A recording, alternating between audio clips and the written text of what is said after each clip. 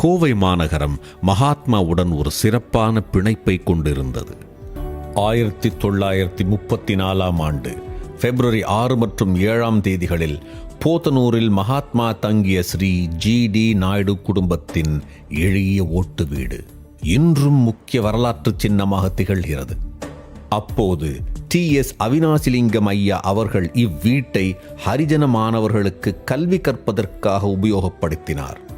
ஹரிஜன மக்களின் நலன் மற்றும் விடுதலை ஆகியவற்றை கருத்தியல் ரீதியாக ஆதரித்த மகாத்மா தங்குவதற்கு இந்த இடம் ஏற்ற இடமாக அமைந்திருந்தது.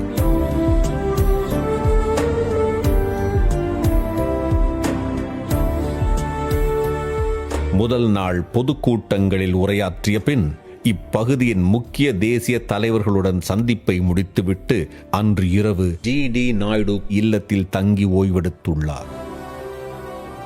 மறுநாள் காலை ஸ்ரீ அவினாசிலிங்கம் ஐயா அவர்கள் வேண்டுகோளுக்கிணங்க ராமகிருஷ்ணா வித்யாலயா கட்டிடத்திற்கு ஜி.டி. இல்லத்திலேயே அடிக்கல் நாட்டினார்.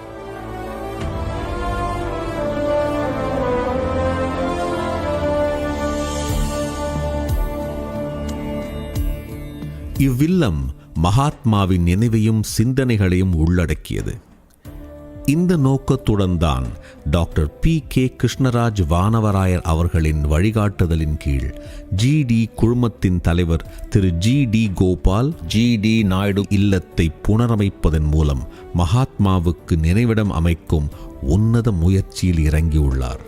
இந்த எளிய தங்குமிடம் 1934 முதல் இன்று வரை பழமை மாறாமல் பாதுகாக்கப்பட்டும் மகாத்மாவின் நினைவை போற்றியும் காட்சியளித்துக் கொண்டுள்ளது.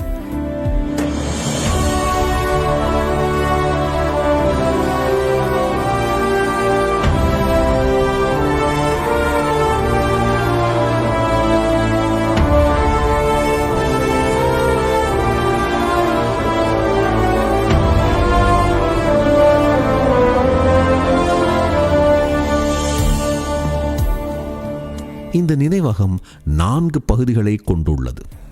மகாத்மாவிற்கும் கோவைக்கும் இடையிலான வரலாற்று தொடர்பை பிரதிபலிக்கும் புகைப்படங்கள், கட்டுரைகள் மற்றும் ஓவியங்களுடன் மகாத்மா பயன்படுத்திய பொருட்களின் பிரதிகளை காட்சிப்படுத்தும் கண்காட்சி பகுதி.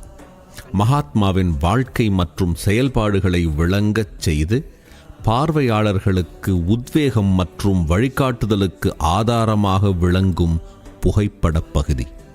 மகாத்மாவை பற்றிய அரிய நூல்கள், மகாத்மாவின் சிறப்புக்குரிய கடிதங்கள் மற்றும் மகாத்மாவின் இலக்கியங்களை கொண்ட நூலகம். மேலும் இங்கு மகாத்மாவின் தனித்துவமான ஆவணப்படங்களும் திரையிடப்படும். சத்தியம், தர்மம் மற்றும் அஹிம்சை ஆகிய அடிப்படை கொள்கைகளை பற்றி விவாதிக்க ஒரு உரையாடல் கூடம்.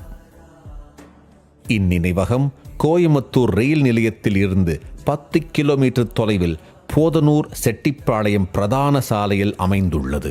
மொத்தத்தில் தியானம் செய்து நம்மில் உள்ள மகாத்மாவை கண்டுபிடிக்க மகாத்மா காந்தி நினைவிடம் ஒரு எளிமையான அமைதியான இடமாக இருக்கும்.